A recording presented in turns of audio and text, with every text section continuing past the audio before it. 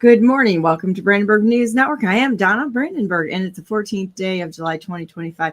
Welcome to our show. Today, I'm going to start out with Vicky Davis from the Technocratic Tyranny, and then at 10 o'clock, it will be Daniel Richard, and we're going to be talking about pro se once again. Good morning, Vicky. How you doing? Good morning. Fine, thank you. Oh, I did finally get that up. okay. Let's see what we can do. I have the KPMG Epstein stuff. Sometimes it's a really hard start to the morning. I'm going to tell you what, on Monday mornings. And today is one of those days for me that's just a little bit, how do I say it? A little bit of a slow start to the day. Had a busy weekend, a wonderful weekend. Just got back from Washington, D.C., and I went right into the Stephanie Lambert and Stephanie Scott trial. I was there to record it, and it's been very interesting. Jonathan Brader, the director of the Bureau of Elections, in fact, perjured himself in this trial. They would not let me record it, which was odd because the last time I was there, they said, just submit a paper and we'll give you permission to record. My question is why in the hell are they granting permission to us to sit in and either watch a hearing like that, a cross-examination? Why is it that everyone in there cannot record? The only ones that they allow to record are fake news, like Fox News, which is fake news, and the Detroit News. Craig Mauger was there, fake news, and that sort of thing. But the average person, the Americans, real Americans, cannot. We're like second-class citizens. So I sat in there and I took lots of notes and was able to see what was going on. Stephanie gave me a statement afterwards talking about the fact that it was in fact perjury. So it was kind of an interesting, it was an interesting day. Yeah, sounds like it. Yeah. It's you said we're second-class citizens. We're Yes. not even citizens. No. We are just workers and residents of a territory. Slaves, we're supposed to be, actually, we're supposed to be, how do I say it? Our actual function. I'm trying to see where I'm at here. Hang on just 1 minute. That's not where I want to be. I want to be over here. The actual residence or citizenship we have is within our state. And we talk about that with Daniel Richard. He's going to be on in a little bit. Once we get that figured out, everything else becomes easy. Mm-hmm. And when we look at it, I got to tell you, I did this tour of the Capitol. We should be ashamed of what we had there. I was trying to be very diplomatic when I made my TikTok video about it. But the entire tour of the Capitol, I had two of them. The first one was a communist tour. The second one was an actual tour through the state of Utah. The one that our rep, John Molinar, sent us to was a public tour, and it sucked. I got done with that, and I was just like, all right, fire Mallory. She gave the tour, and the entirety of it was, oh, the failings of the United States. Look at here. We've got every victim that they've made up under some sort of protected class that you could think of. But they never talked about what America was about. It just went to the failings. And in my video, I said, too, America's not about our failings. Every society has failings. Every person has failings. What defines us are those moments to be proud of, that we stand for something against all odds. Uh-huh. Was very disappointing, but because the entire thing was about the slavery in the 1800s, as well as, and I'm not saying it didn't exist. I'm not saying that at all. But what it was really about was about taking away states' rights and going in collectivism into the federal government, collecting up the power and putting it there. That was more of what it was like. But they had to have something that pulled at our heartstrings. So then the next thing that we went into was, Epstein's Island, release the list. I'm like, wait a minute. This isn't what it appears to be. So why don't we do some actual investigation? I started posting on it this morning, the relationship between him, Ghislaine Maxwell, and Robert Maxwell. And who was Robert Maxwell? Robert Maxwell came from Czechoslovakia. It wasn't even his real name. which is exactly the same strategy that the Bushes made. They changed their names, went to Britain, and basically took over the monarchy in Britain, which led to Maxwell being there, which wasn't his name. His name was Jan Ludwig something or other. It's a long name. And he started Pergamon Press. Pergamon is a name in the Bible, satanic. They were one of the main producers of textbooks in the United States, and that in Macmillan. He owned Macmillan Press, sorry, and sold it for billions of dollars. Then there's a picture I posted too, and all of a sudden it was, stuff started clicking. He looked an awful lot like Samuel Bankman-Fried, the FTX guy that money laundered the crypto and such. So I started digging into that. And quite honestly, when he came up missing, it was about the exact same amount of money as what Samuel Bankman-Fried had. There's just too many coincidences there. And it's a bad look when you have him changing his name, going over to Britain, being part of the parliament. You have the Bushes, which were the I think it's the Schur family. They came over, they took on the name Windsor, they changed their name. And, Maxwell was in Parliament. Then he starts doing all these high dollar trades and such. Where in the heck did a refugee get the billions of dollars to invest in this? It doesn't. Tax shelters. There you go. So, which brings us to our next inconvenient truth. Right? So, Yep. Which one do you want me to start with? The PDF? Okay. Yeah. Well, let me explain a little bit about this first. And it all has to do with deregulation of our economy in order to accommodate the automation of our government with the integration of government functions. Computer systems, when you're talking about corporations and government, they manage functions and processes and data. Okay, so you might think of a computer system at the government level as a totalitarian dictatorship, okay? Because that's what it is. Because they control every aspect of your life, everything you do, everything you see. Health, look at Palantir, health, and all of these networks. That I completely agree with you. Yeah, well, and one thing that I've been working on is a timeline for the changes to our healthcare system, because that is probably at this point in our history the most important timeline to understand. Because what in the course of putting together the timeline, I found a really important article from 1999 that was in the Washington Post. And if you look at that page that I gave you, it should be listed there. That Washington Post article. Okay, hang on a minute. Let's see if we can find it. Here, it's called oh,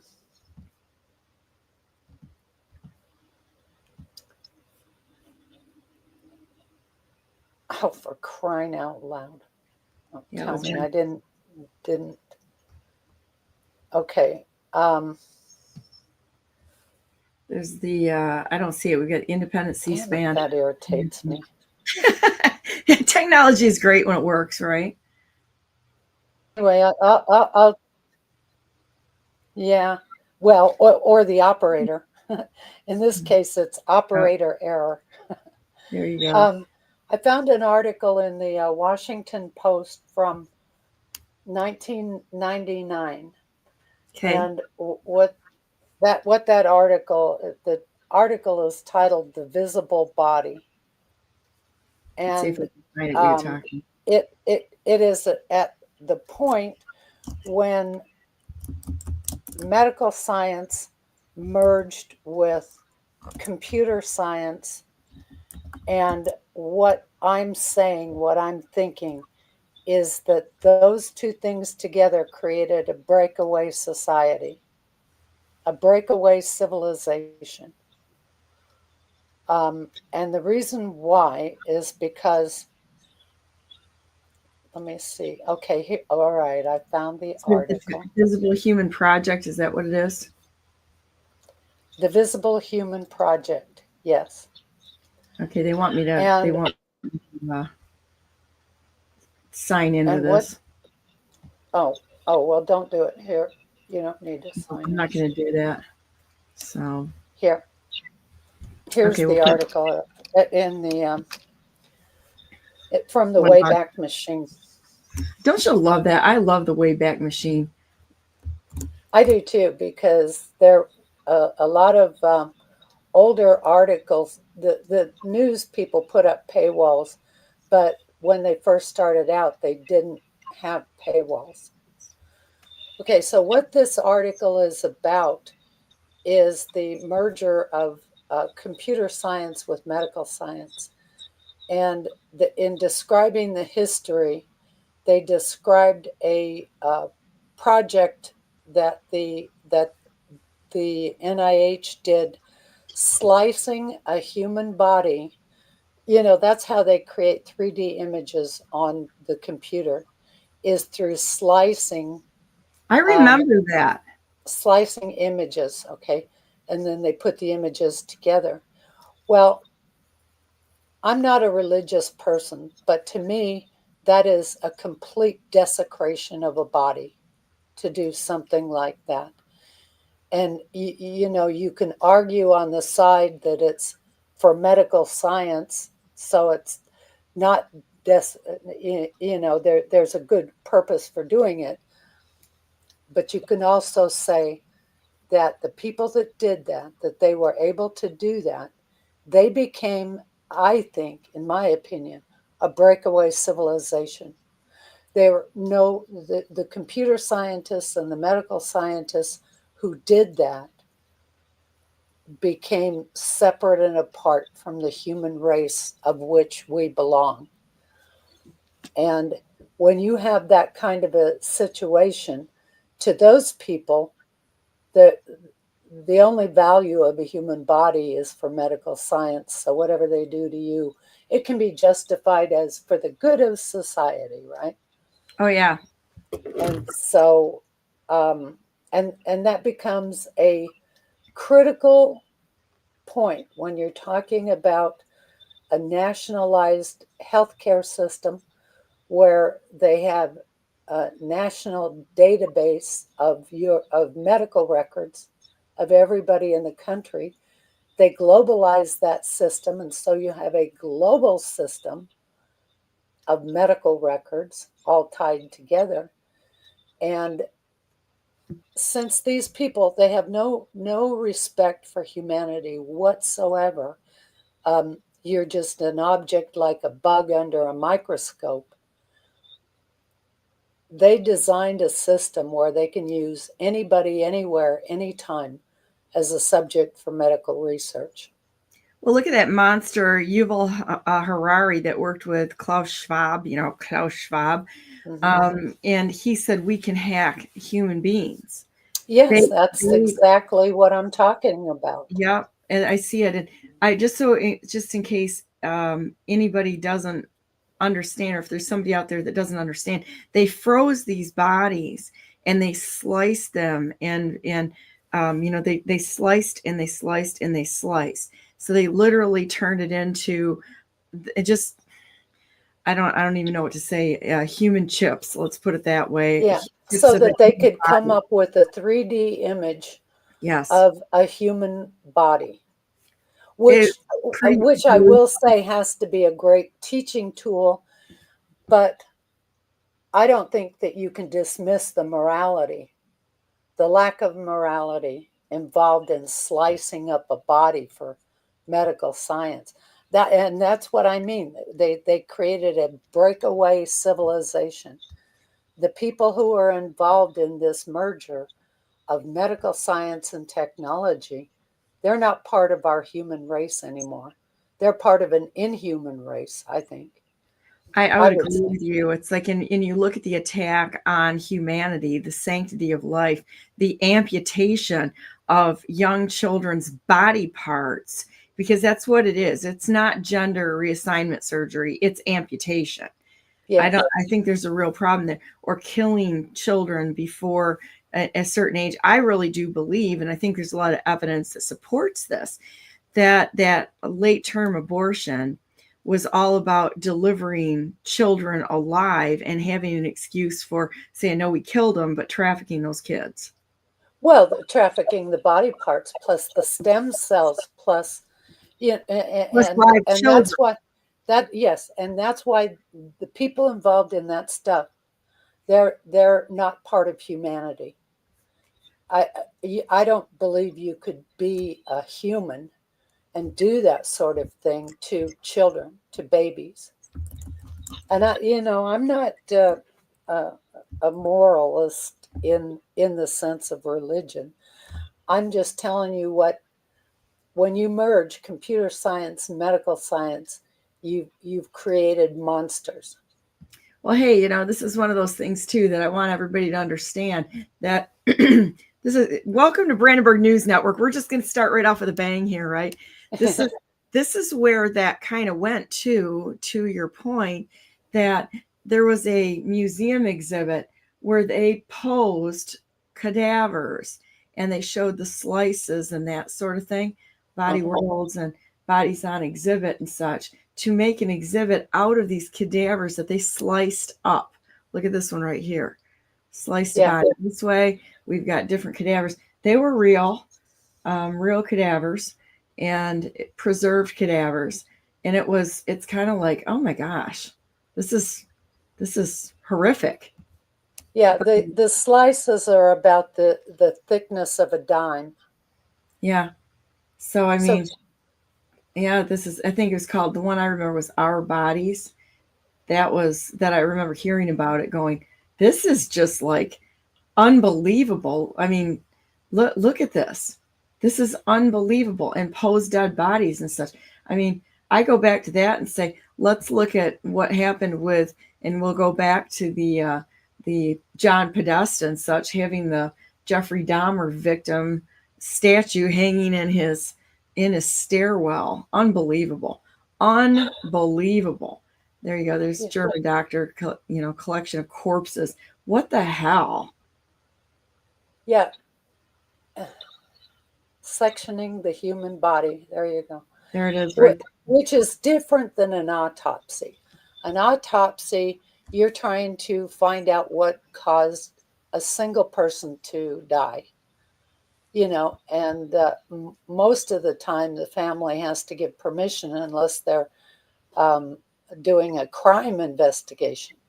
But that's one person, and they're looking at organs and things for the cause of death, which is an entirely different thing than this sort of thing where they're just slicing up bodies, for display on a computer system. Well, look at this one. I mean, they're literally posing cadavers in like sports poses and such, and you're like, what in the world? What are we actually doing here? This is unbelievable. Unbelievable. Well, and consider that they've globalized medicine, the World Health Organization, right? Yeah. Now with this COVID scamdemic that they came up with, what they were trying that when they started messing with our medical system here in the United States, they did it through the public health system, not the medical system. And the difference is that public health is environmental health. The public health department, they're the ones that inspect restaurants, for mouse droppings and, that sort of thing. Or the free clinics and that sort of thing. I've always been like, well, those community clinics are really important because that became part of the community plan. And I was looking up a law having to do with community health. Turns out those community health clinics were supposed to be for migrant health. So here, we're kicking all the illegals out of the country, but there's this community health network that was designed for migratory people. And so I haven't researched this yet, but I'm sure it has to do also with refugee resettlement. They are importing clients for community health. Makes sense. It makes all the sense in the world. Yeah, and so and I even have one article. There's one group of they call them VOLAGs, voluntary resettlement organizations or something, but they were importing people that were medically needy. Oh, a So lot of we don't even take care of our own damn population in terms of medical care. But these freaks are importing refugees that are medically needy. And you know what? The really sad thing about it is that a lot of the churches were involved in that. You bet. But they didn't pay for it. They literally brought them in and said, "Here, we're going to get you on this government program and this government program and this government program." You know, if you're going to take responsibility for something like that, I think they should pay for their choices, not dump it on the backs of the rest of us, where they were making lots. I think it was $75,000 per person was one of the numbers I heard. I'm sure there's a wide variety. I think that probably goes down to depending on whether they thought they were doing the right thing or not.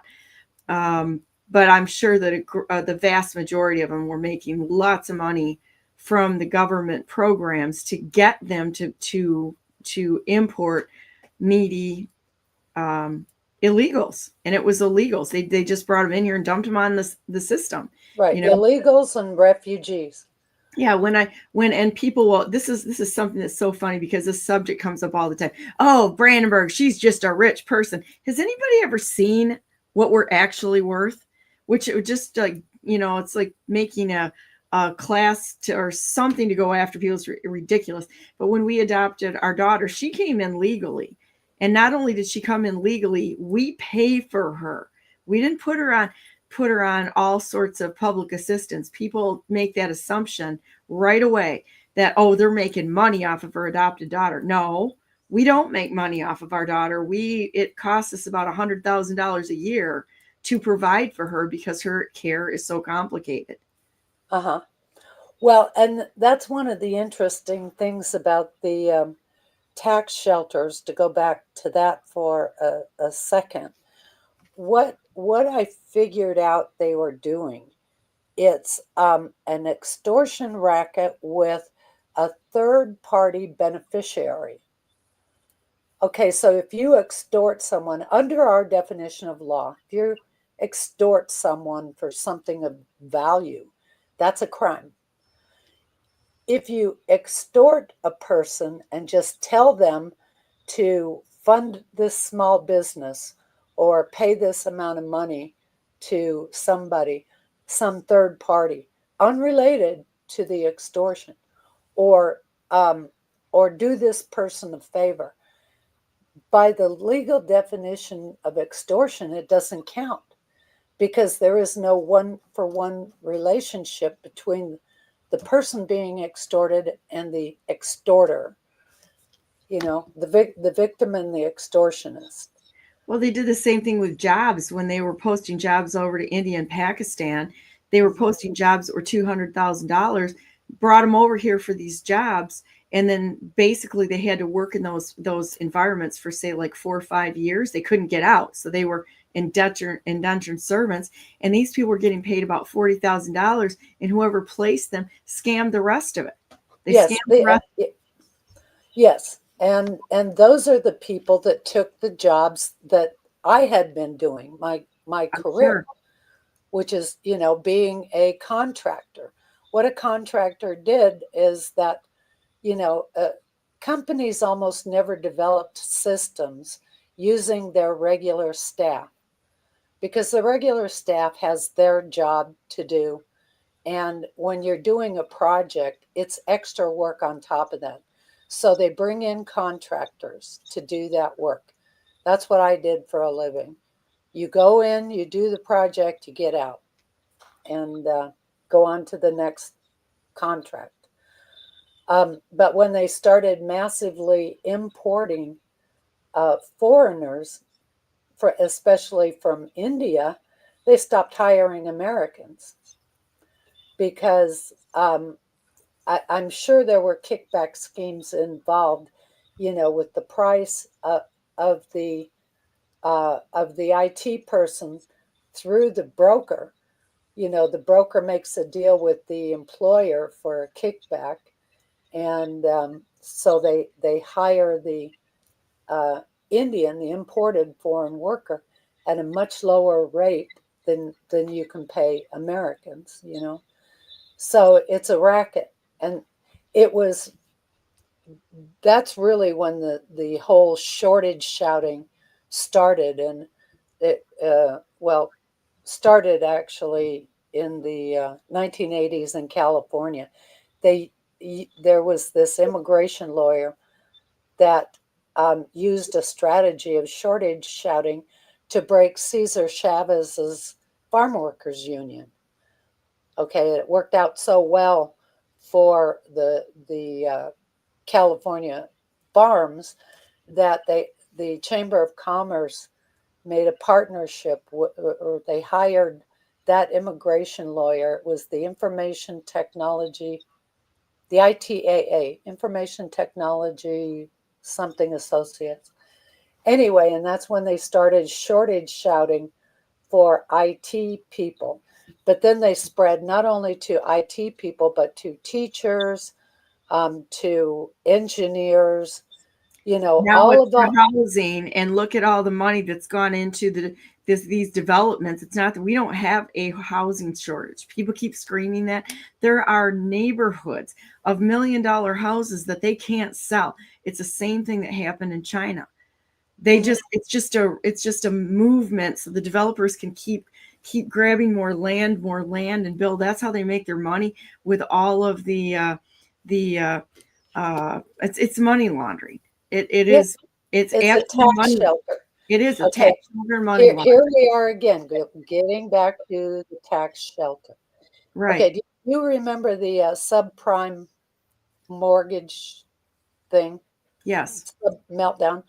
Okay, how that happened to be is that they began allowing mortgages to be packaged into securities, and embedded within those securities were bad loans, and they knew they were bad loans when they made them. And so when that whole thing blew up, it put a lot of people out of work, number one, and it melted down uh, the stock market, and it cost our government a hell of a lot of money. Mm-hmm. And that was because of Fannie Mae um, allowing the packaging of mortgages into securities. Prior to that time, all the loans were like one on one, So, Yeah, and then and what it these really, bastards did in the government is they collateralized all of our homes at a 20-to-1 ratio. So if they default on it, well, guess what? They just own our houses. yeah. Well, that was Do, one but of the tax changes, was that corporations could buy something now, but they could project the future earnings on that, setting and the you. values. Yeah, yeah. So all of this goes back to tax fraud and manipulation of our economy. I started watching this in about 2004, because there were hearings on the state of our economy. And one thing that came out was that the revenue to our government for this one year was the lowest it had been since 1959 or 1950. Okay, so we're in 2004, and they're saying the income to the government is at its lowest point since the 1950s. Well, and it was Treasury Secretary John Snow, who was the Treasury Secretary at the time.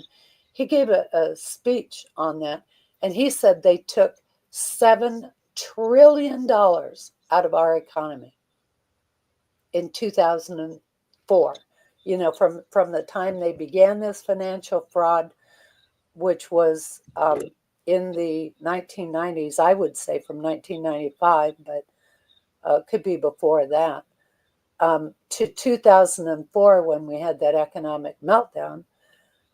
They took out $7 trillion out of our economy.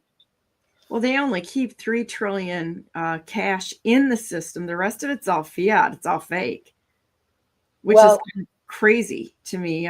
Yeah, but they weren't using those kinds of numbers back in those days, because I've thought about that pretty often. You know, when did they jump from billions to trillions? Talking about trillions, and I think it was because of that fraud, Wall Street fraud, insurance fraud, mortgage fraud that occurred, you know, from about 1995 till 2004, where it all fell apart, and they had to start doing hearings on it. Let me see if I can find that article. It's organized crime, which it is organized crime. And they're running the nation. They're running the globe. It's organized crime. When you look, going back to this Maxwell nonsense going on right now, and how much money he paid for, let me see if I can pull this up here, because it is kind of, it's just crazy. I don't understand how anybody can look at this and with any seriousness on anything that he did, because it was in the billions that he paid and he took out of their pensions, as well as what he paid for these child textbook producing propaganda machines that he was part of. Just it's crazy. Yeah. See if I can find my notes here. I've got so many notes saved off on this because I have honestly been doing quite a bit of research on this. Let's see. Why was he giving such incredible access? Let's see. The SEC missed actual fraud being committed in crypto because they had no bureaucratic hack in the Gary Gensler hyper-focus on implementing a political agenda set by his master, Elizabeth Warren. Let's not forget Gensler met with Bernie Madoff of crypto, SBF FTX, multiple times. This goes back. SBF, Samuel Bankman-Fried, also met with Maxine Waters and was allowed to testify before Congress. Why was he given so much access? He paid for it. Testimony of his trial paid $10 million to the Biden administration, in addition to $70 million to Democrats in the midterms in 2022. Now, why is this important? Because it all ties back to Maxwell and who the people around him were. So Epstein was a honeypot. He was, yes. But if we keep but he was also involved in tax shelters. Yes. So the way I look at it is, yeah, he was a pervert. He was just a disgusting human being. But they all are. But the real story about Epstein is the tax shelters. That's the real story, and they don't want people going into that. I guarantee you, because once people connect all this tax fraud and the tax shelters and the way they've structured our economy, supposedly for globalization, you can see. And I want to say one thing about people. Ronald Reagan gave a speech to the UN in 1987. And he's talking about the magic of the marketplace. Well, let me dispel any illusion that people have that corporate leaders are humanitarians at their heart. Right. Bull crap. They are cold-blooded, hard-nosed businessmen, Killers. They're killers. gangsters and killers. You bet. There. So here's a connection. I'm going to work backwards from Jeffrey Epstein, and so that everybody can see. Here's a connection. So Epstein had his accomplice Ghislaine Maxwell, Robert Maxwell, who was in Parliament in Britain, changed his name, and we go back to Czechoslovakia. Okay, so we're going to go back there. So Ghislaine Maxwell's father is Robert Maxwell. Robert Maxwell's lawyer was Samuel Pieser, and and guess who his stepson is? Who? Anthony Blinken. Oh my God. It's like you can't make this stuff up. And when you look at that, what was the country of origin that the Balfour Declaration established? Oh, watch the ABL come after me now. But you can't get away from these connections. The connections, they're indisputable. And it's not that I am ever after the people of America, the people of China, the people of Israel, the people of whatever. People aren't the problem. It's the organized crime networks, which include ADL. That is the problem. Yes.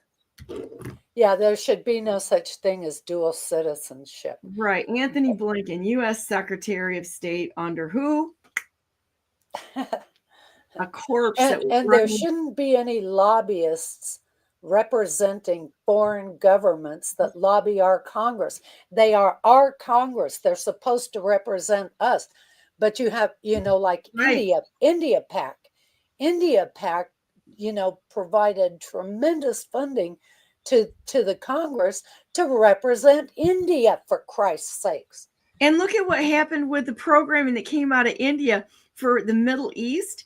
They had a backdoor straight to Israel. Mm-hmm. Anybody that travels to the Middle East, all of their information went right straight to Israeli intelligence. That's interesting. Unbelievable. Oh yeah, that just came out like within the last week or so, that the India programming that went to all of the countries in the Middle East had a backdoor into Israel. So do we have two sides fighting? Hell no, we don't. It's like the Uniparty. We've got the Uniparty, and we've got the crime syndicate that runs the globe, which goes under the guise of intelligence agencies, GCHQ, CIA, Mossad, all of them. Mm-hmm. Yeah, well, that super secret squirrel group that they have called the intelligence sector that they created. They created that as a result of the AIG meltdown, which is American Insurance Group. And what the American Insurance Group was involved in is financial products that are not connected to assets. And they were credit derivatives, or credit default swaps, derivatives, and hedge funds. Those three things move money, but there are no assets involved, no physical assets between the parties. So they're basically are able to bet against industries or companies in our country without a stake in the game, other than that they're bringing down a segment of our economy. Yeah, they destroy it for themselves. Then you go right to public-private partnerships. Yeah. Okay, now if you scroll down on that, I have a section on hearings that were held in Congress about our economy. And how far down do I go? There's a press conference. Yeah, just go down to where you see Rumsfeld Berry's admission of missing $2 trillion. Oh, I remember that. That. Okay. And then a little bit farther down there, I have a link to a hearing that was on October 6th to discuss options for changing the U.S. taxation system. Okay, and the quote from a guy named John Linder, he said there has been 8 quarters in a row of declining revenues in 2001. John Linder said there is $6 trillion offshore. Yeah, So, here at the Rumsfeld press conference, right there. Did you want me to play that? Or which the one? admission of trillions of dollars that's at the 9/10. Oh, yeah, that would be good if you did. Yeah. Let's see if we can get that one up. Here is the 9/11 research, and I'm not seeing the video, but here it is, missing trillions. Rumsfeld buries admission of missing $2 trillion on 9/10/01. And guess what? And the towers come down the next day. Isn't that amazing? Then you have the dancing Israelis. You've got these, that were dancing off to the side and such. And you've got Silverman who bought the tower. And you've got all of this crazy crap. I don't understand how people believe this stuff. Yeah, I don't either. And they had pictures of planes allegedly flying into the World Trade Center. Well, one of the images that they captured showed the wings of this airplane. Well, you know damn good and well that the wings of an airplane, they would have just folded. They would not go through the steel that the World Trade Center was built from. It was like Wile E. Coyote running through a boulder in a cartoon. It was so ridiculous. It was. Okay. Okay. To hear the audio on that Crimes Against Reality, and under the picture of Jon Snow, there is a click here for audio. And that's where you can hear what he had to say. Today's hearing of the Federal Financial Management Subcommittee of the Government Affairs and Homeland Security will come to order. I want to thank all our witnesses for being here. The work. Oh wait, that's a different. Every area, whether it's a DoD or IG. Let me see if I can go back here. You know what? It's in the article "Crimes Against Reality." Okay, it's going to take me just a minute. Let me. Okay. Talk amongst yourself. Yeah, those other clips are really worth listening to also, because what they were doing is trying to figure out federal revenue options, since the government revenue throughout the whole damn country had been reduced to the levels that it was in 1950. Okay, let's listen. I don't know any time in modern economic history that I'm aware of where we've had so many shocks to the system, so many blows, so many body blows absorbed in so compact and short a period of time. Starting in March 2000 with the beginning of the bursting of the bubble, that took $7 trillion, that bursting of the bubble, $7 trillion out of the economy of the United States. $7 trillion is an awful lot of wealth.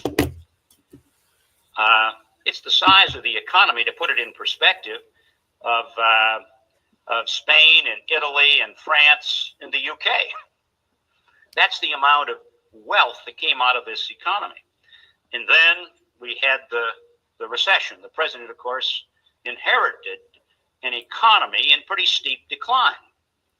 I knew it was in decline when he took office. I knew it because, being a transportation executive, transportation being a leading indicator, I could see the decline in our carloads, container loads, barge loads, logistics, warehousing activities, truckloads. In the summer of 2000, I remember being invited to Austin and asked by some of the president's advisors to offer some comments at this gathering. And I said to him, and this was President-elect in January of 2001, Mr. President, you're inheriting a recession. Well, of course, the National Bureau of Economic Research documented that fact just a couple of months later. So we had the collapse of the equity markets, huge effects. I think we're still having some after effects from that. We had the recession, Then we had 9/11. 9/11 didn't just hurt the economy of New York. It hurt the economy of this country.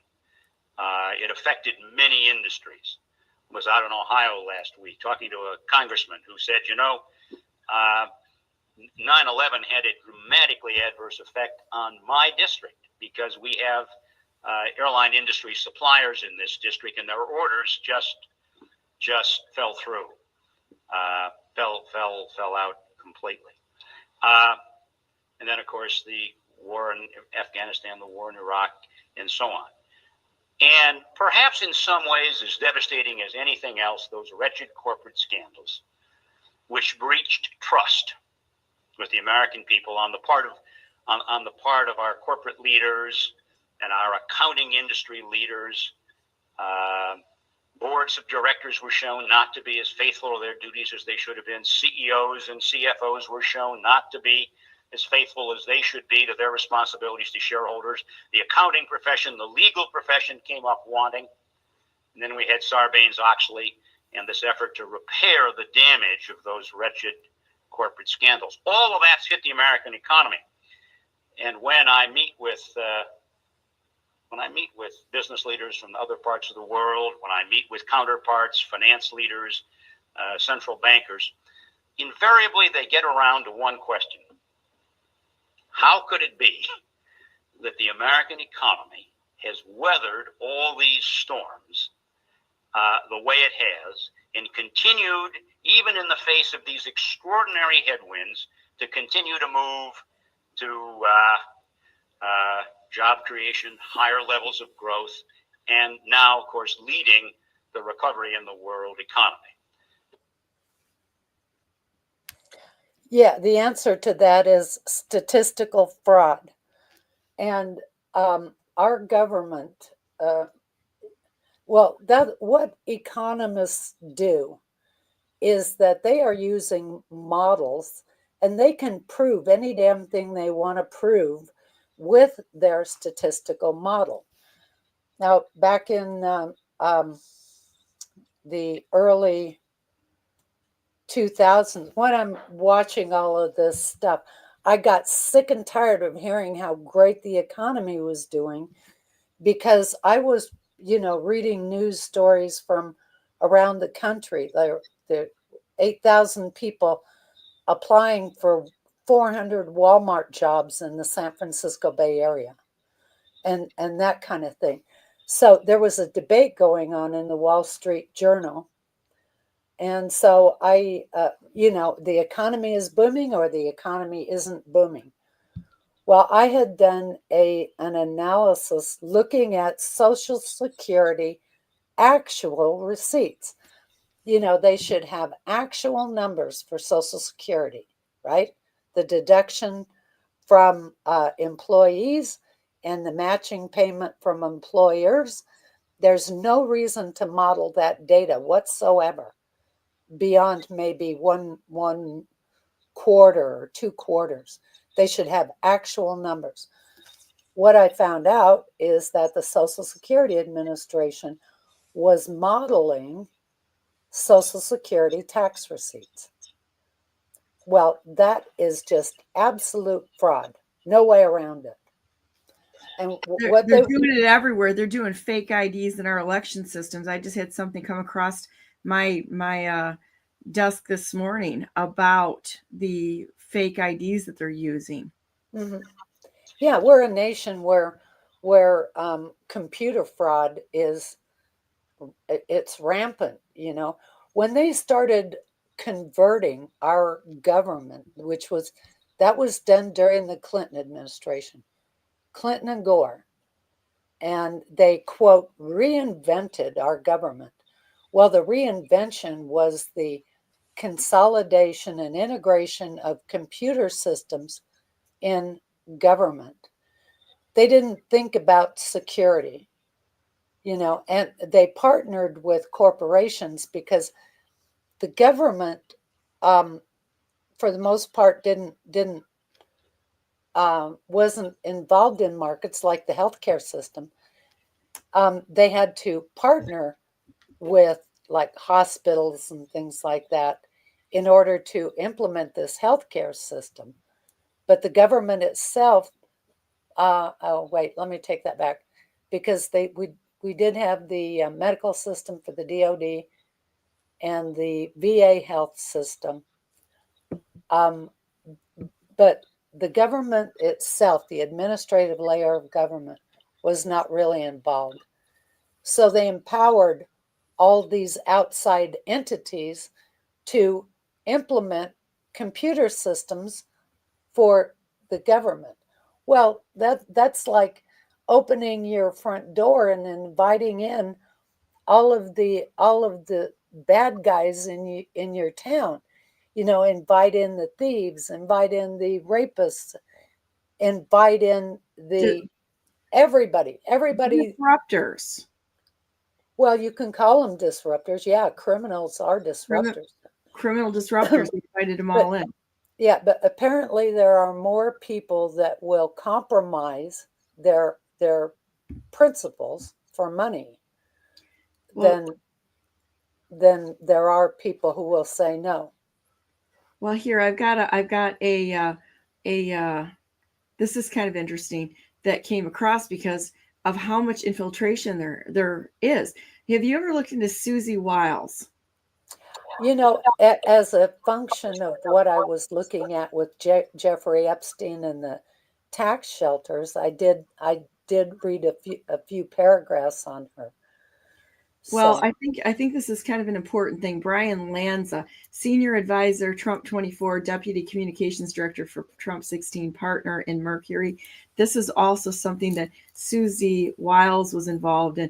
And here's a good question. Did former Trump campaign advisor Brian Lanza, who is now a lobbyist for the CCP-owned Goshen, Inc., facilitate a meeting with Governor Gretchen Whitmer and Trump? He co-chairs Mercury Consulting, and President Trump's chief of staff, Susie Wiles, is the former co-chair of Mercury.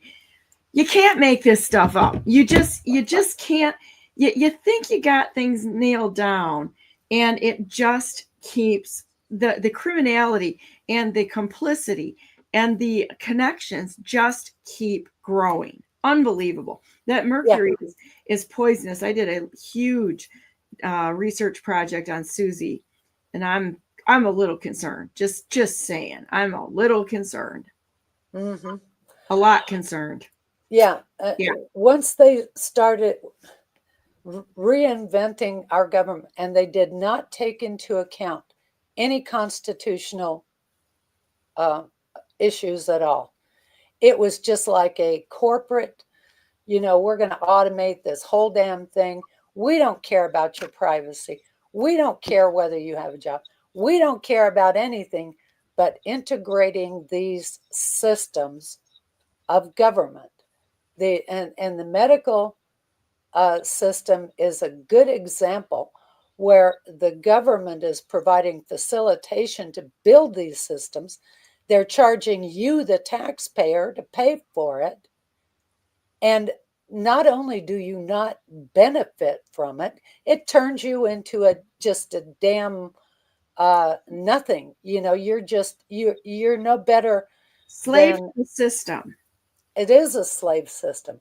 At an 85% tax rate, that's what we're paying when you start adding up all of these discretionary taxes, is as such as about 85%. Yeah. Well, that's tax. Being a tax slave is one thing if you have a job. But you remember when they did the TARP, the troubled asset relief thing? Well, that was related to the meltdown of AIG, the insurance group, which was related to the financial fraud on Wall Street and all of that.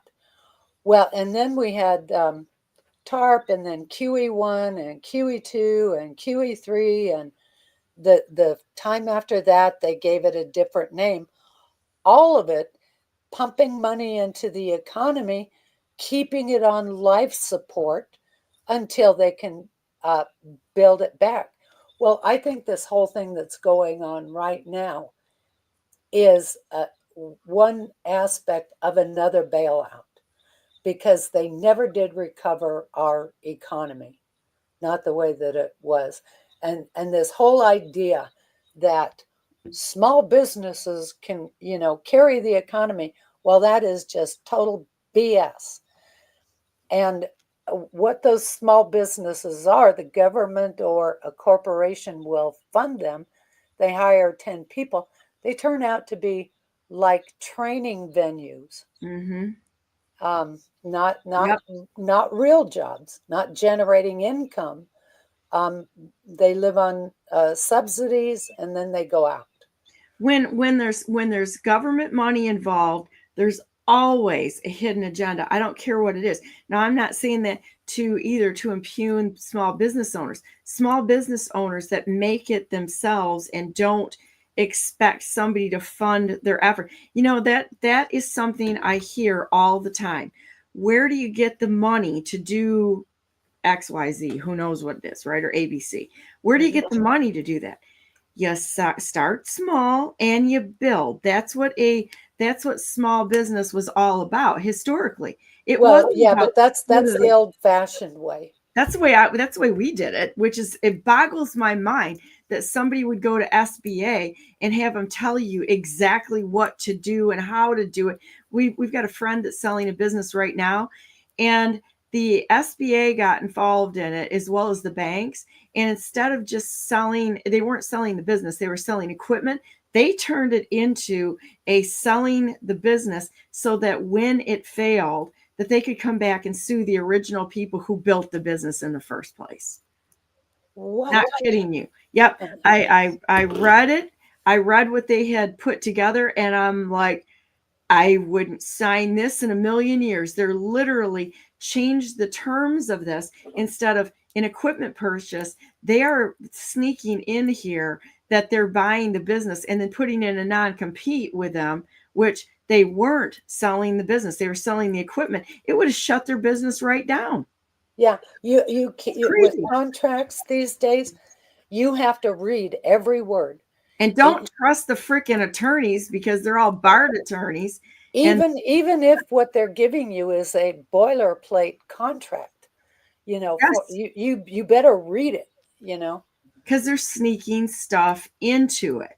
Yeah. That it doesn't matter. I mean, it is the craziest thing when they were putting some fiber optics in near one of our places. We have a person who is an expert at being a pain in the neck to people who write contracts. Every single thing that was in this contract gave them the ability to take and own all your data. Mm-hmm. Yeah. Yep. They owned it all. You had no rights to it. You couldn't copyright. If you'd worked on something and set it across the lines to somebody else to review, they just now own it. Uh-huh. Like, are you out of your freaking mind? Sign that? Not a chance. Not a snowball's chance in hell. Bad idea. But all of these large providers like Comcast and some of the other smaller ones that want to look like they're actually competing, they're not. They're just writing contracts to steal your data in another way, because we are literally slaves to the system. Don't believe any of it. And our government and in partnership with these corporations is so corrupt. It's almost unbelievable. The difference from the time when I was growing up, young adult, government, I'm sure there was some corruption, but it was remote. But this whole reinvention of government that began in 1990, George Herbert Walker Bush, New World Order, it changed everything. And our government is just nothing but a corrupt syndicate. Yeah. Oh, you're going to love what I'm going to have on tomorrow, because guess what? I've been beaten up to X my tax, because it's like, this is absolutely, why is this even existing? Well, I'm going to throw you a bone. It's going to be real interesting tomorrow, because it looks like there's a connection to a law firm in California. Oh, interesting. Okay. And this was Axe My Tax for Uh-huh. Michigan.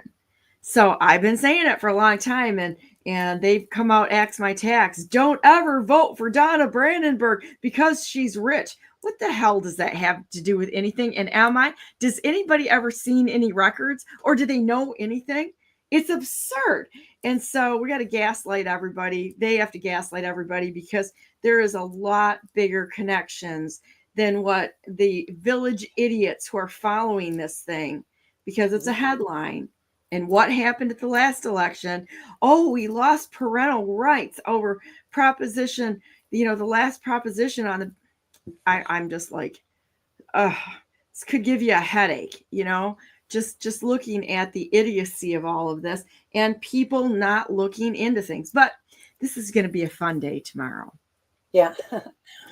Well, they destroyed our media. Not that our media was great anyway, because it was all basically run out of New York City. But in the 1990s and 2000, they allowed consolidation of our media to about 6 gigantic media companies. And of course, CNN won, Disney won. ABC. Yes, the networks. But they've allowed further consolidation after that. So all of our news really comes from just a couple of sources, and they're working together against us. I don't know if you've ever seen that video of the local news people reading a story. Yes, and they're all saying the same damn thing, Sinclair Media Group. That's what it was. I remember that. Mm-hmm. Yeah. So people really aren't getting information like they should be getting it. And unfortunately, when you're having just regular people do the research and writing, you get an awful lot of disinformation that is intentional. Well, and look at USAID. USAID was funding 5,000 alternative media outlets. Yeah. Which I'm like, and so now we're going to believe another media outlet that's being funded by these same people that were funding the mainstream media. Alt media, if they've taken money, has turned into mainstream media. Yeah. Yeah. There are so many groups, the grassroots groups. Who is funding this stuff? Well, let's just start picking them apart and find out if there's connections to, I don't know, like law firms in California or law firms in Detroit that are in with the planning commissions for stealing our land, or any of this nonsense. Right. Or George Soros. Soros was funding a lot of them. He's the one, I think, that funded MoveOn.org out of San Francisco. Yeah. So it's crazy. It is crazy. And, whenever they come up with a headline and they want you to stab a sign in your yard or something, you probably should be asking questions. Now, they're going to go after anybody that's worth anything. They're going to be attacked. They're going to be attacked. They're going to create something to slander that person, which has nothing to substantiate. It's just people talking. Oh, this person, da da da da. Oh, this person, da. If they don't come with the receipts to prove what they're saying, can them right there. Can them. The sad part is that the vast majority of people in the country are not on the internet, dedicated like we are. They're not involved in this whole discussion about media and falsehood and corrupt governments and all of that stuff. They're just living their life as if as if this were the 1960s. They're useful idiots, and that's what they want. They want them to be captured so that they will parrot the narrative. That's exactly what's going on. Parrot the narrative. It's just let's just turn into little parrots and parrot the narrative so that they can use our time, which is our treasure, our money, first of all, to make us look like idiots, and such. You can't parrot these things. You've got to go back to the source and find out what's actually really really the deal. Oh, Daniel came on and he said, please give me 10 minutes. There's breaking news. There's a lot of breaking news out there. I'm going to stop I want to show you something that I was, let's see. Oh, wrong one. Hang on a minute. I'm going to show you something that on that Stephanie Lambert case with Stephanie Scott that I think is so important for people to understand what's happening here. Jonathan Brader admitted to, he perjured himself, but he admitted to destroying evidence without the authority to do so. And I mean, it was a really good, I was glad to be there. I'm really glad to be there. It's completely broken. Hi, this is Donna Brandenburg News Network. Let me bring this over here. Is he the deputy secretary in DOJ?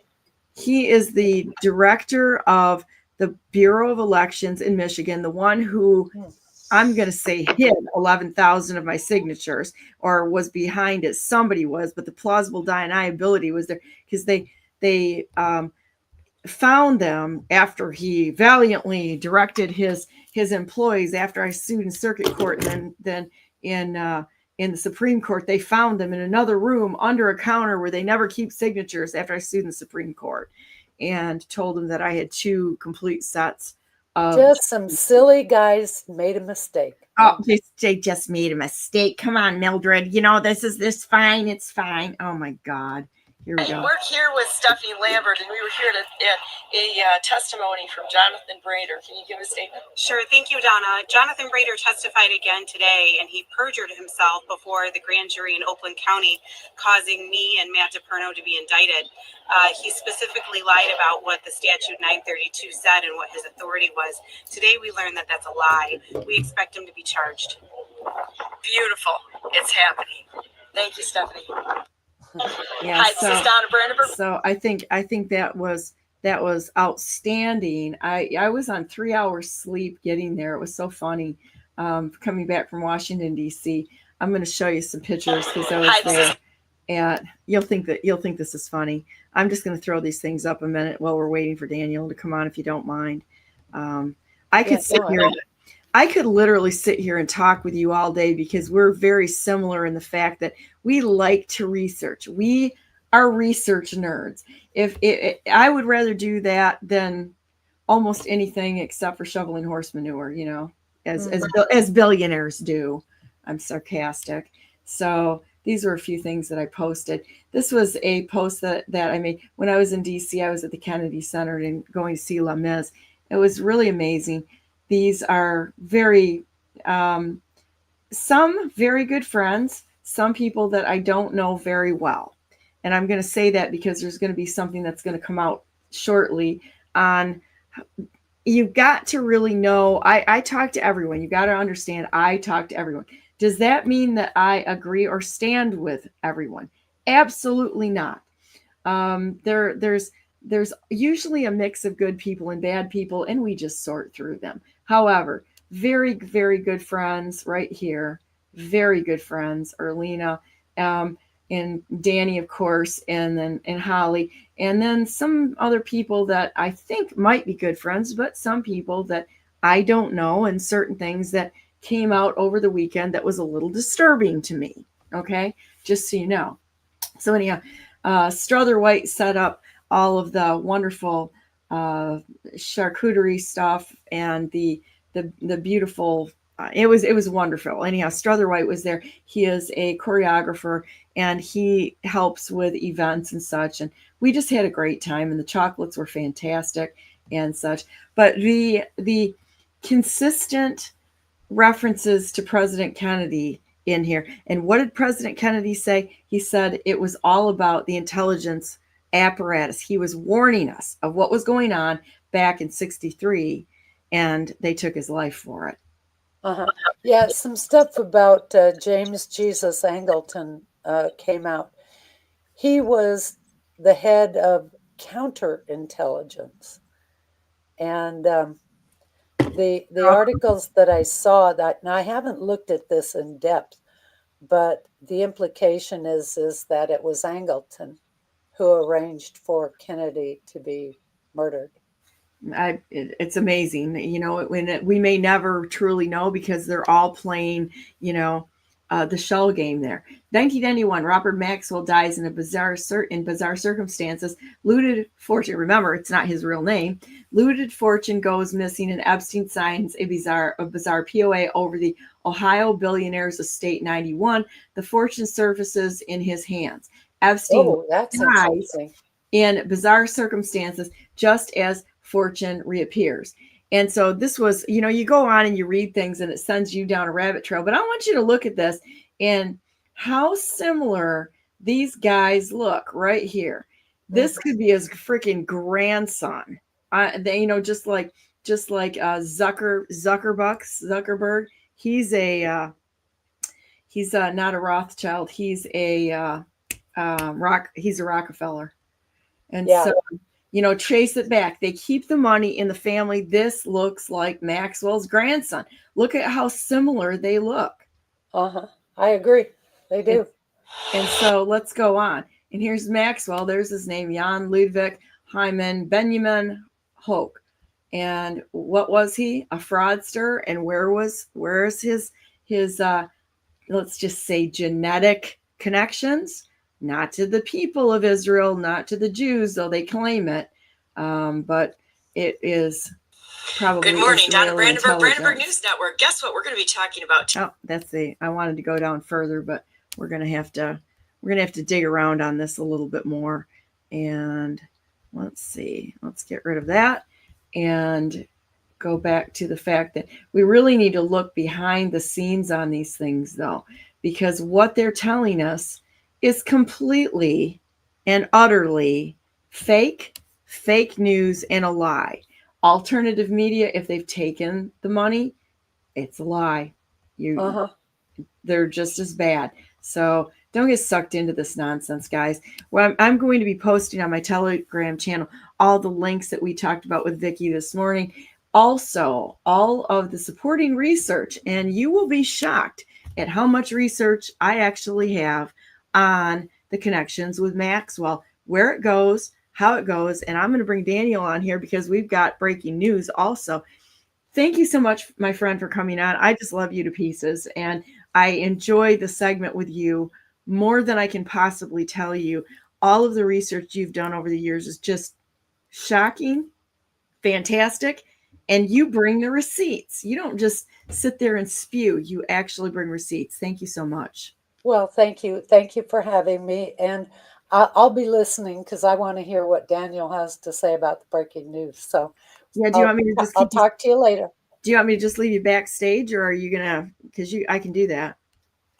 Yeah, just okay. Yeah, leave me backstage, and yeah, you can listen to it here. I want to hear that. If you want to come back on, just send me a text or put it in private. I'll get you back on then. How's that? Okay. All right. Okay, sounds good. 1 minute break, and I'll be right on with Daniel Richard.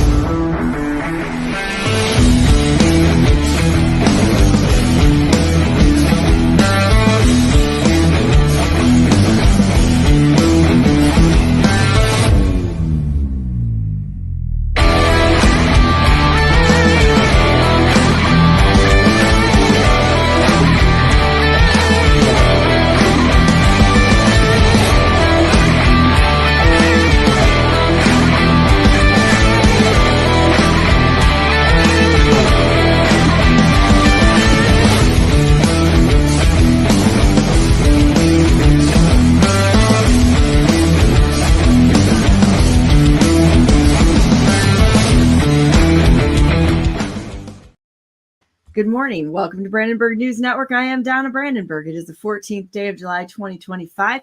And we're going to jump right in with Daniel Richards. How you doing, Daniel? Doing all right. How are you? I'm doing great. So what's the breaking news? This sounds pretty exciting. I was reading your New Hampshire Supreme Court case here that you sent over and to disqualify Attorney General John Formella. And it's fabulous. How is that going, and what's the breaking news? Breaking news is this court just sent me notice this morning that that I have to brief we're going, the appeal portion of the Supreme Court process moves forward, and they've just given me notice that I've got 30 days to file my 9,500 word brief. Boom. That's it. So Yep.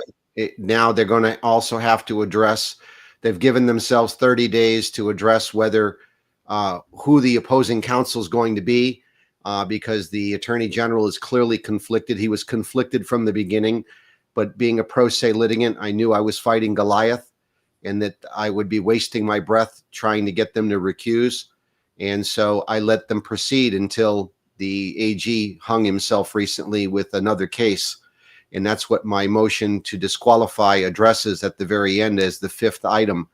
So I've asked them to disqualify them for 5 reasons. And the fifth reason, I'll start with the breaking news there, is that if you saw my oral arguments before the Supreme Court in November 29th of 2023, you'll probably realize that I embarrassed the state in a major way. Their lawyers. I always think that you're very, very good at that because you know your subject matter. So what ended up happening is that they left the hearing realizing they were in big trouble, and so 4 months would go by, and so from April 29th all the way to April 4th, the Supreme Court of the state of New Hampshire would do something it's never done before, which is reopen the case for amicus solicitation. And I was thinking to myself, why are they doing this? Right? This case has already been briefed. The court, if it's going to ask for amicus solicitation, does so in the preliminary stages so that any outside briefs can be considered as part of rendering their opinion on a case. But in this situation, what happened was the state defendants did argue that I lacked standing in the trial court, and the judge didn't render an opinion on standing, and so the state raised the standing question again, and so the chief judge went after them, and so he said, "Are you raising standing now?" And he said, "Yes, Your Honor, under the rules of civil procedure and established precedent, we can go ahead and do so." And so they used that as the reasoning that was given as to why they were reopening the case. But here's where it gets really funny. A few days later, the one of the justices, the female judge, Hans Marconi, Bobby Hans Marconi, they went after her husband. They put him on administrative leave. See, he's the harbor master because we have a seaport. We have a small section of shoreline on the Atlantic Ocean, the state of New Hampshire does. And so he's been their harbor master for years. And so they put him on administrative leave, which caused her to have to recuse herself. So shortly after that, and I says, hold on, something smells funny here. Because why would they reopen the case and then go after him? Well, by virtue of going after him, they compelled her to recuse herself, reducing the Supreme Court from 4 judges to 3, because we had one who retired. So now they're going to get her to recuse.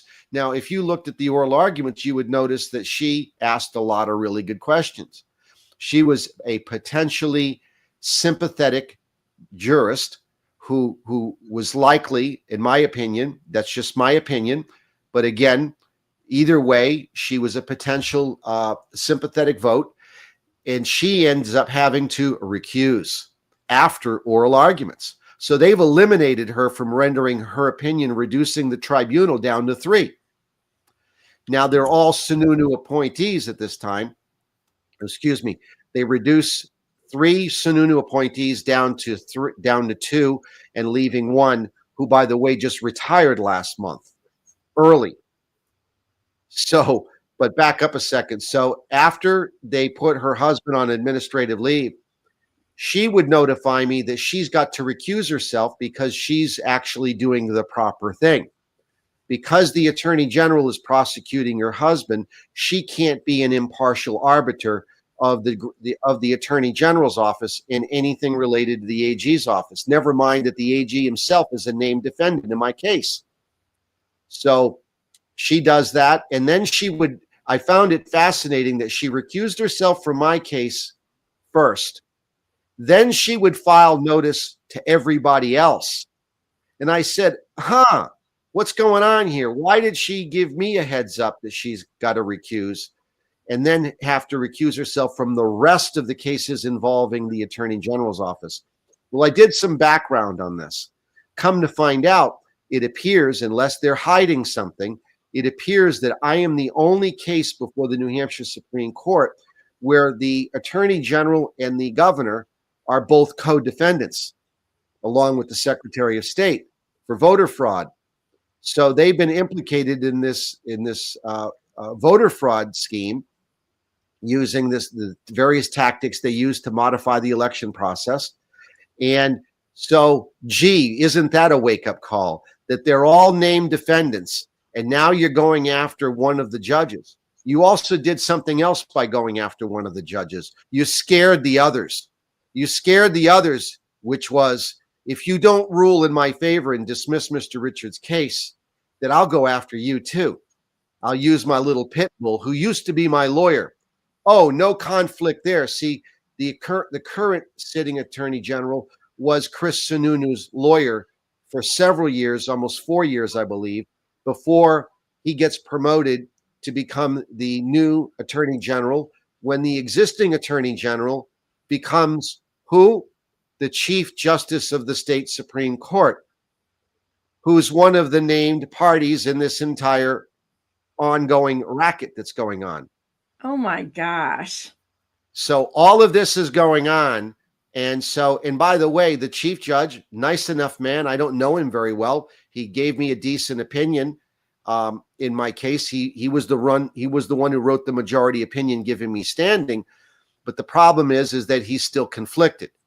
And so now he's really conflicted, because we'll get into the second part of what happened here in a moment. But that's kind of the backstory of what went on and how they went after a sitting judge. So I know you've got to have a question over all that. I don't. I'm just sitting here. I mean, I can't even come up with a question, because it seems like it's just so blatant. Right. To anyone, even without a law degree. Wait, this is so crazy. We were going after, everybody's been screaming, publish the Epstein list, publish the Epstein list. Okay. First of all, we're talking organized crime here. I'm pretty sure that they don't have like a little list that they're keeping tabs on things. It's decentralized. That would be the dumbest, most absurd thing to go after. They're all connected. And so I connected Epstein back to Tony Blinken. Right, this morning. right. And yeah, no doubt. These people are all connected. And so when you see the conflict of interest there, you can assume that's the same for every other state there too. So here's how much risk they took at going after a sitting judge. So in 2021, just to go in a chronological order, in 2021, the governor, Chris Sununu, instructed the Attorney General, John Formella, to go ahead and establish a set of internal rules for his office to only prosecute public officials when there is a sworn statement. In other words, there's a victim. Someone's alleging wrongdoing. They have standing to bring the case because we have an injured party. It's all about personal. That's what they've gone to, is that you have to prove like a material damage to yourself in some form or another to have standing to make any changes to the government, which is wrong. We have standing because we're Americans. We're citizens of the state of, say, New Hampshire or Michigan. We have standing. Exactly. So here's where it gets really wonky. So he writes this internal memo in 2021. In other words, that he can't proceed against a public official unless there's a sworn statement alleging a wrongdoing. So he would go on to violate his own rule. So in this case, what ends up happening, it appears from the official record, what happened is she hired a good legal team. They were headed to trial in August, and so they moved for discovery. So I knew something was rotten from the beginning, because the first interview with Governor Sununu was, he claimed he didn't know anything. He has no idea what's going on. And so he either was telling the truth or he's lying through his teeth. Either way, the official record, the court record now indicates, based on media releases last week, that he actually called the Attorney General and said, hey, and by the way, Judge Marconi came to see me. Well, his ears perked up and said, oh, really? Was she talking about me? And so they proceed to have a private conversation. And instead of saying, hey, I'm the Attorney General, this is inappropriate, this isn't protocol. If you're going to allege any wrongdoing, I need to send an investigator to question you, because I can't be a fact witness in this case. But he didn't. So Sununu would proceed to have a conversation with him. And then so Formella would violate his own internal rules again over how to conduct a proper inquiry. So he would then question Sununu, question his lawyer, and they both said on the record that she did nothing wrong. She didn't ask us for any favors. She didn't ask us to stop the investigation as a favor to her, or anything that's being implied here at all. And so that would be reflected in his own notes, because he would end up taking notes about his questioning of these two individuals, as well as the third member, who was a man named Mr. Dupree, who was a member of the board for the Port Authority. So he would have been a third person she was seeking a favor from, if indeed they were going to prove their case. But here's the funny part. There's no witness. There's no sworn statement. They went after her with no alleged victim. How do you do that? So here's where the circle, I'll let you finish in the last word there. The circle comes around this way. We now know that Chris Sununu called the Attorney General. He also called the Chief Judge and had words with him and told him a different story. He told the Chief Judge that she said three things. One, that he was to complain about him. Two, that he was weak. And three, that he was politically motivated to prosecute her and her husband. And so this would be his claim. And also, she had claimed that she went to the Chief Judge and sought his permission to speak to the governor to make sure she didn't violate any unknown protocol or rules of procedure. Again, she didn't want to get jammed up. So he now claims that didn't happen. So now we have three people. So we know for a fact, based on the court record, that the governor, the Attorney General, and the Chief Judge are all having private conversations about removing a sitting judge in my case. You can't make this stuff up. There's not even a No, question. they're all fact witnesses now. They're all conflicted. Yeah. Where do you go from here right now then? Right. So that's the backstory on what's going on. So I filed this motion to disqualify. It's rather damning, and I read it, and I was kind of like laughing the entire time that I read it, only because you nailed them. Yeah. They got caught between a rock and a hard place here. You did. So where would you like me to scroll down and go to something that we can show people what you wrote here? What I'm going to need to do is I need to let you go. I'll talk to you afterwards as to cutting this interview short. Okay. And please do review this with your audience, and we'll catch up on the next go around. I will. It sounds like there's a lot of pressing things going on. Thank you so much for coming on, Daniel. And we'll have you on again next week, and hopefully we can really motor through this a little bit and get Amen. Absolutely. I understand. You. All right. Thanks, Dan. You're welcome. Bye-bye. Bye-bye. Well, Daniel had to leave. I think that there were some things that happened just before he got on, and he just wanted to cover this before he had to run. Says There's all sorts of things we should be thinking about, like staying out of small airplanes and such. So at any rate, this has really been a fun show for me, and I loved both Daniel and Vicky so very much. And the amount of research and work that they're actually doing is amazing. When I look at what happened with the Stephanie Lambert statement, the Stephanie Scott cross-examination that they did, it was with Kurt Olson did the cross-examination. It was amazing. He's brilliant. And I was able to go out for lunch with everybody afterwards and have some more, I don't know, just thoughts that came on after that cross-examination. There is a lot going on behind the scenes.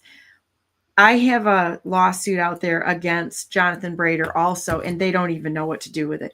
That they literally, they're at dead ends when you have people such as myself and Daniel, Troy Smocks, and some of the other people out there that are working on these pro se cases.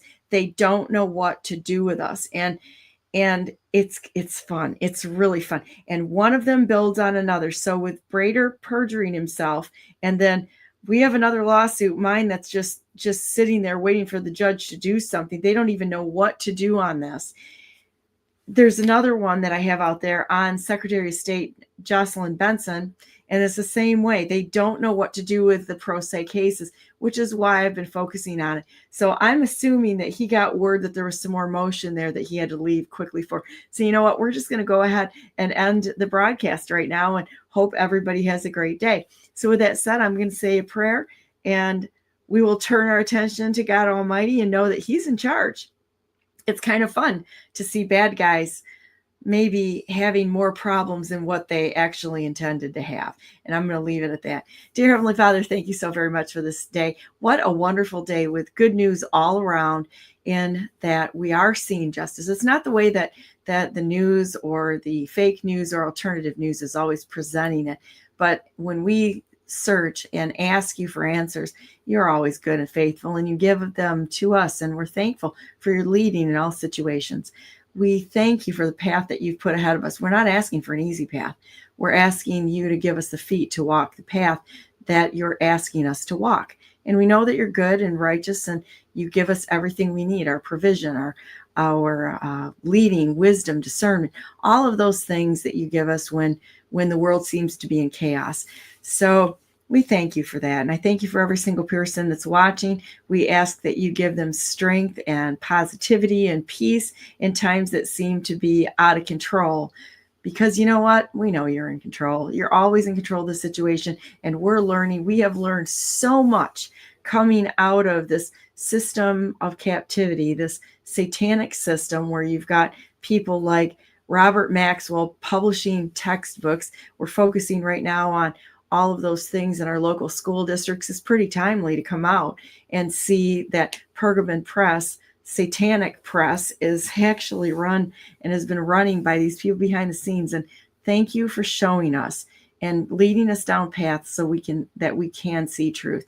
You've been a great friend to us, and we want to be a great friend to you. It's a wonderful, wonderful day to be alive, and we thank you for that gift. In the name of Jesus Christ, we pray. Amen. Thank you, everybody, for being here. I will be on tomorrow with John Tater in the morning and Mike Bambas. We're going to be looking further into X My Tax and see why they keep attacking me for telling the truth. And it's going to keep going. We're going to tell the truth on all situations. I don't take any money.